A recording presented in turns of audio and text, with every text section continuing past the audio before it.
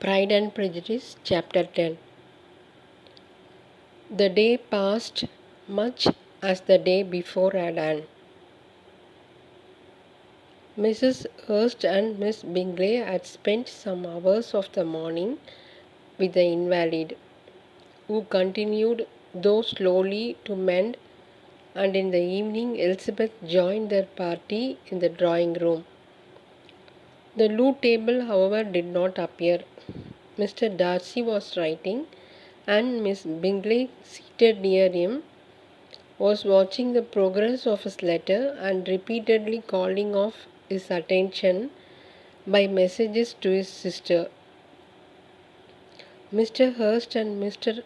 Bingley were at piquet, and Mrs. Hurst was observing their game.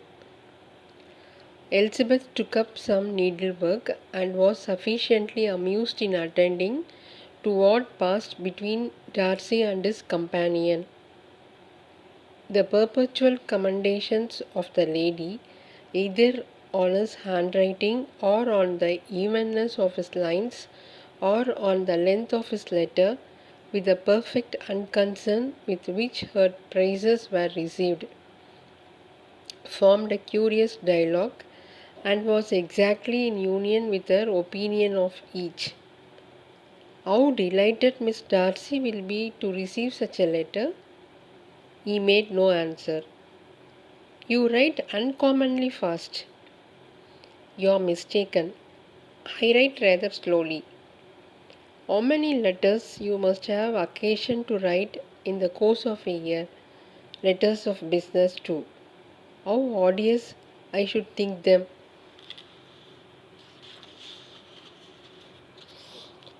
It's fortunate, then, that they fall to my lot instead of yours.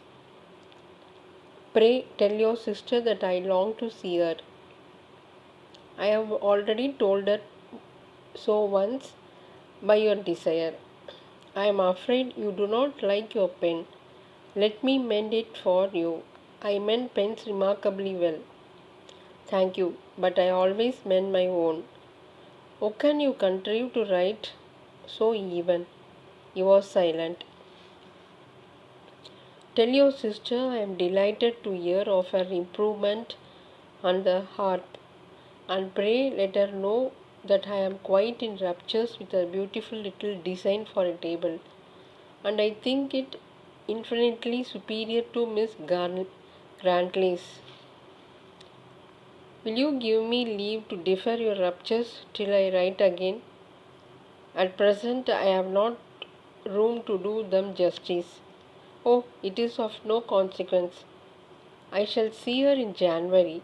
But do you always write such charming long letters to her, Mr. Darcy? They are generally long, but whether always charming, it is not for me to determine.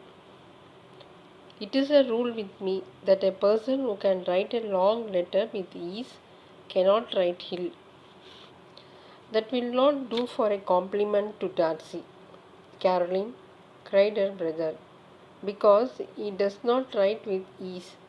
He studies too much for words of 4 syllables. Do you not, Darcy? My style of writing is very different from yours. Oh, cried Miss Bingley.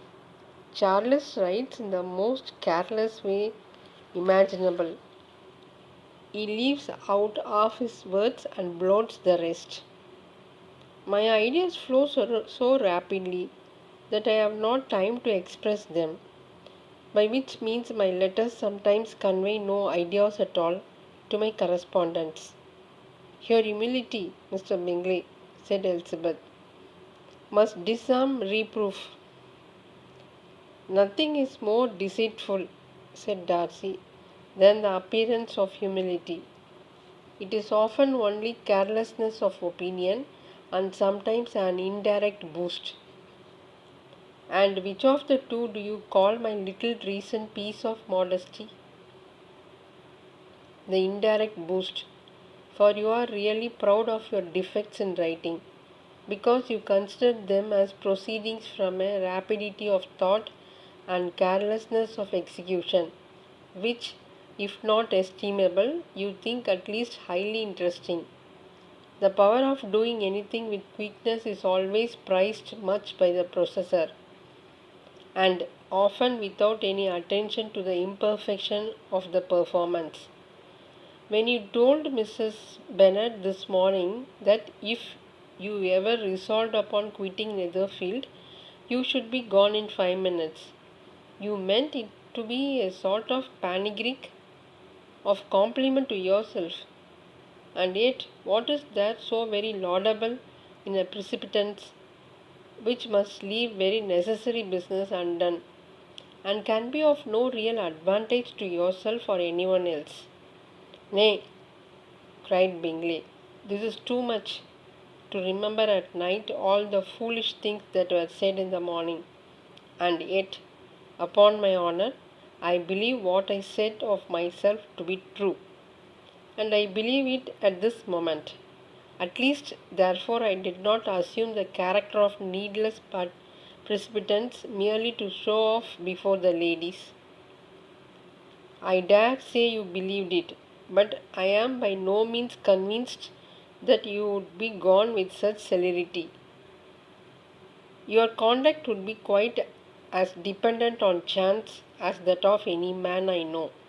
And if, as you were mounting your horse, a friend were to say, Bingley, you had better stay till next week, you would probably do it.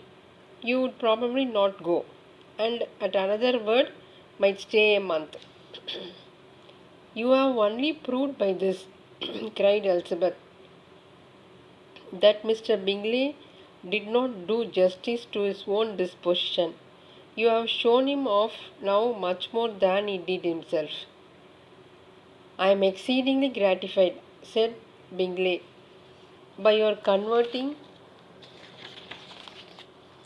what my friend says into a compliment on the sweetness of my temper. But I am afraid you are giving it a turn which that gentleman did by no means intend, for he would certainly think better of me if under such a circumstance I were to give a flat denial and ride off as fast as I could. Would Mr. Darcy then consider the rashness of your original intentions as atoned for by your obstinacy in adhering to it? Upon my word, I cannot exactly explain the matter. Darcy must speak for himself. You expect me to account for opinions which you choose to call mine, but which I have never acknowledged. Allowing the case, however, to stand according to your representation, you must remember, Miss Bennet, that the friend who is supposed to desire his return to the house and the delay of his plan as merely desired it, asked it without offering one argument in favour of its propriety. To yield readily, easily to the persuasion of a friend is no merit with you. To yield without conviction is no compliment to the understanding of either. You appear to me, Mr. Darcy, to allow nothing for the influence of friendship and affection. A regard for the requester would often make one readily yield to a request, without waiting for arguments to reason one into it. I am not particularly speaking of such a case as you have supposed about Mr. Bingley. We may as well wait, perhaps, till the circumstance occurs before we discuss the discretion of his behaviour thereupon. But in general and ordinary cases, between friend and friend, where one of them is desired by the other to change a resolution of no very great moment, should you think ill of that person for complying with the desire, without waiting to be argued into it? Will it not be advisable, before we proceed on this subject, to arrange with rather some precision the degree of importance which is to appertain to this request, as well as the degree of intimacy subsisting between the parties? By all means, cried Bingley. Let us hear all the particulars, not forgetting their comparative height and size, for that will have more weight in the argument. Miss Bennet, than you may be aware of.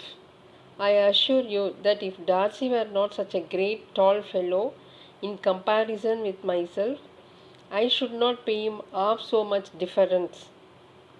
I declare I do not know a more awful object than Darcy, on particular occasions, and in particular places, at his own house especially, and of a Sunday evening when he has nothing to do. Mr. Darcy smiled, but Elizabeth thought she could perceive that he was rather offended, and therefore checked her laugh. Miss Bingley warmly resented the indignity he had received in an expostulation with her brother for talking such nonsense. I see your design, Bingley, said his friend. You dislike an argument and want to silence this. Perhaps I do. Arguments are too much like disputes. If you and Miss Bennet will defer yours till I am out of the room, I shall be very thankful, and then you may say whatever you like of me. What you ask, said Elizabeth, is no sacrifice on my side, and Mr. Darcy had much better finish his letter. Mr. Darcy took her advice and did finish his letter. When that business was over, he applied to Miss Bingley and Elizabeth for an indulgence of some music. Miss Bingley moved with some alacrity to the pianoforte, and after a polite request that Elizabeth would lead the way, which the other as politely and more earnestly negatived, she seated herself. Mrs. Hurst sang with her sister, and while they were thus employed, Elizabeth could not help observing, as she turned over some music books that lay on the instrument, how frequently Mr. Darcy's eyes were fixed on her. She hardly knew how to suppose that she could be an object of admiration to a great a man, and yet that he should look at her because he disliked her was still more strange. She could only imagine, however, at last that she drew his notice because there was something more wrong and reprehensible, according to his ideas of right, than in any other person present. The supposition did not pain her. She liked him too little to care for his approbation. After playing some Italian songs, Miss Bingley varied the charm by a lively Scotch air, and soon afterwards Mr. Darcy, drawing near Elizabeth, said to her, "Do not you feel a great inclination, Miss Bennet, to seize such an opportunity of dancing a reel?" She smiled, but made no answer. He repeated the question with some surprise at her silence. "Oh, oh," said she, "I heard you before, but I could not immediately determine what to say in reply. You wanted me, I know, to say yes, that you might have the pleasure of despising my taste. But I always delight in overthrowing those kind of schemes and cheating a person of their premeditated contempt. I have therefore made up my mind to tell you that I do not want to dance a reel at all, and now despise me if you dare." "Indeed, I do not dare." Elizabeth, having rather expected to affront him, was amazed at his gallantry, but there was a mixture of sweetness and archness in her manner which made it difficult for her to affront anybody. And Darcy had never been so bewitched by any woman as he was by her. He really believed that, were it not for the inferiority of her connections, he should be in some danger. Miss Bingley saw or suspected enough to be jealous, and her great anxiety for the recovery of her dear friend Jane received some assistance from her desire of getting rid of Elizabeth. She often tried to provoke Darcy into disliking her guest by talking of the supposed marriage and planning his happiness in such an alliance. "I hope," said she, as they were walking together in the shrubbery the next day, "you will give your mother in law a few hints when this desirable event takes place, as to the advantage of holding her tongue. And if you can compass it, do cure the younger girls of running after officers. And, if I may mention too delicate a subject, endeavour to check the title that little something bordering on conceit and impertinence which your lady possesses. Have you anything else to propose for my domestic felicity? Oh yes, do let the portraits of your uncle and aunt Phillips be placed in the gallery at Pimberley. Put them next to your great uncle the judge. They are in the same profession, you know, only in different lines. As for your Elizabeth's picture, you must not have it taken, for what painter could do justice to those beautiful eyes?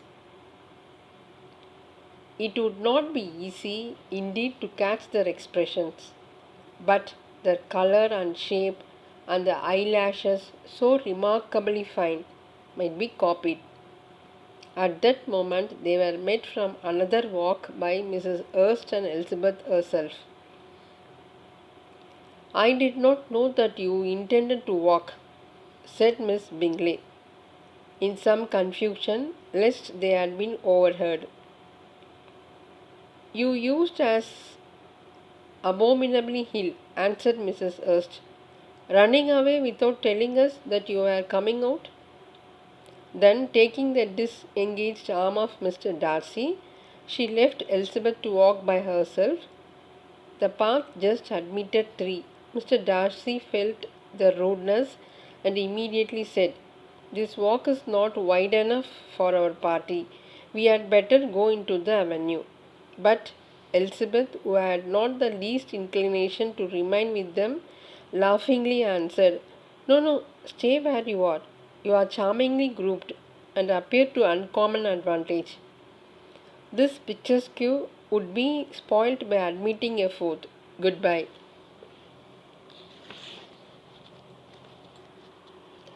She then ran gaily off, rejoicing as she rambled about, in the hope of being at home again in a day or two.